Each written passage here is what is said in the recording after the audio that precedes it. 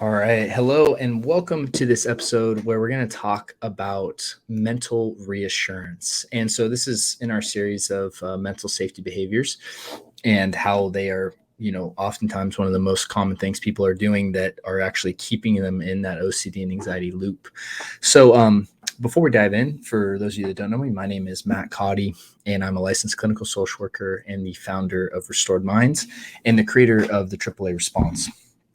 And in this episode, my goal in this whole series really is to really help you discover certain mental behaviors that you may be doing if you wrestle with OCD and anxiety.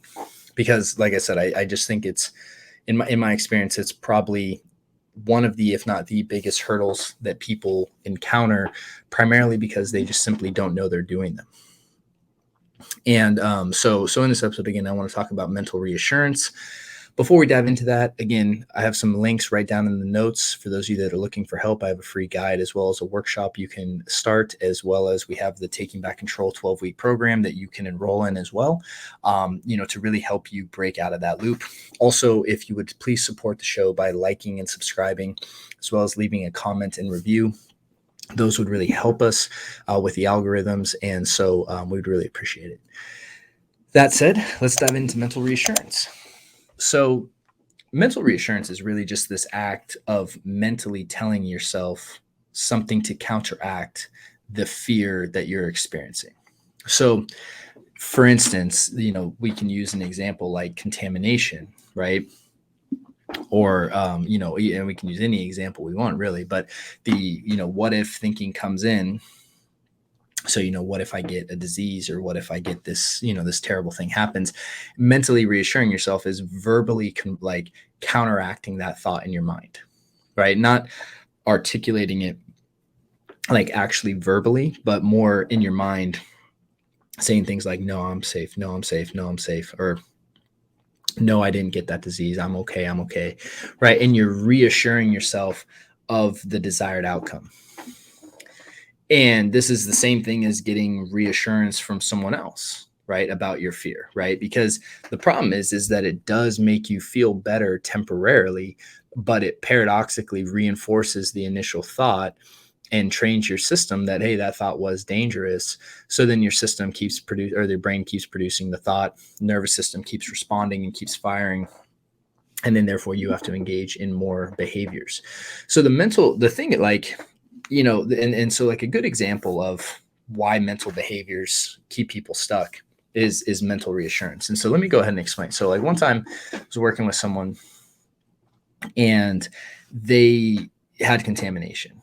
And, so when we talked about ERP, right, they had explained, hey, look, I tried ERP and it didn't work for me. And, and it was like, I tried this and we touched contaminated stuff and I didn't wash and I didn't get better.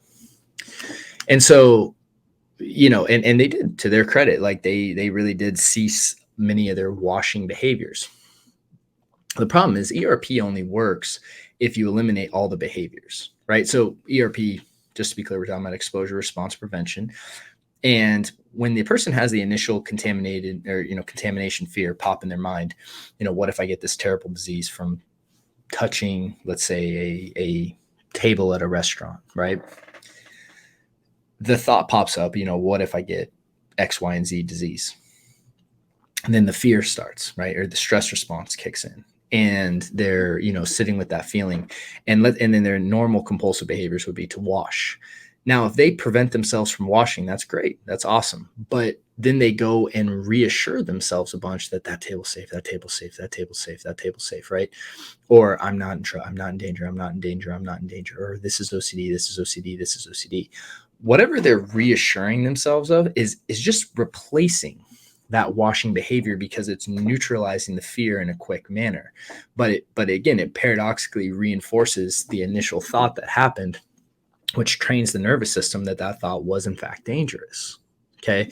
So mental reassurance, and this is why a lot of people again struggle with ERP, is because what most clinicians who haven't lived through this or really been trained well in helping people with OCD and anxiety, even ones who went above and beyond and learned ERP, which is not something that you really learn in school, and really learned it well, and really helped and identified all those avoidance behaviors and washing behaviors and little things. Like the thing is you have to eliminate all the behaviors, and that includes the mental ones. So when the person touches something and then feels contaminated, it would be the same as saying, like, if they didn't wash with soap, that if they went and used Perel, like that wouldn't help them, right? Like changing the behavior from washing your hands with soap to using Perel is not going to do anything. The same exact way that changing the behavior from washing your hands to mentally reassuring yourself isn't going to do anything, right? And this is the tricky stuff. This is the tricky parts of the recovery process that most, I would say a large majority of the behaviors that people engage in are mental.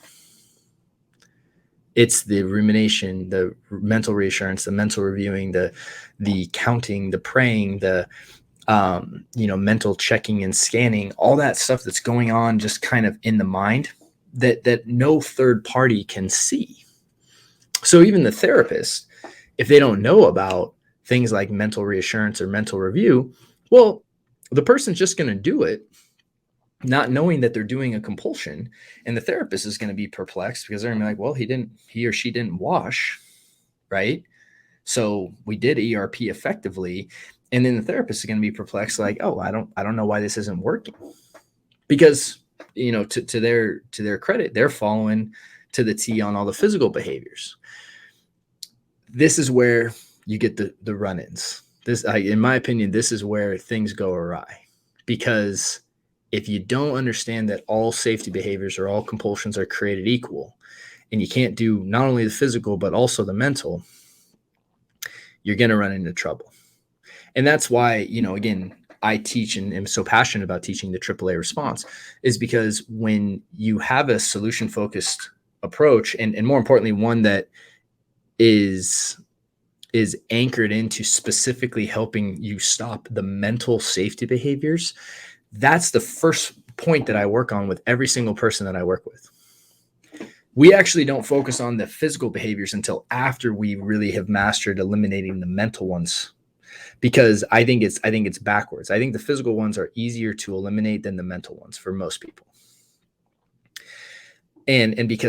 But what most people do is they try to eliminate the physical ones, keep doing the mental ones, and don't see results. They don't see any habituation take place. They don't see any reduction in stress or anxiety. So they assume that ERP doesn't work for them. But mental reassurance is a great example of a compulsive behavior or safety behavior that people engage in, oftentimes without even realizing it themselves, but definitely without their coach or therapist or psychologist or whoever's helping them recognizing it. And this is where the frustration comes in. So whether you're a coach or a therapist or psychologist or psychiatrist, if you're working with someone, make sure they understand mental safety behaviors, and make sure you understand it, because if they're engaging in it and you're removing the physical behaviors, you're not going to see any results, because it's essentially they're just exchanging a physical behavior for a mental. And that is so important that you understand that. So with that said, I hope that helps. And, we have some links right down in the notes where you can learn more about the AAA response, as well as other resources to help you on this journey. And with that said, I hope you guys have a wonderful week as always, and we'll continue this series next time as we continue talking about mental safety behaviors. Take care. Thank you so much for watching that video. And so if you're struggling with OCD and anxiety, I just wanted to let you know that we have a free training for you over at Restored Minds, where you can start learning how to use our AAA response to really break out of that loop and ultimately take back control of your life. And all you need to do to access is just click the little link below, and you'll be taken to a page where you can register today. Thank you so much.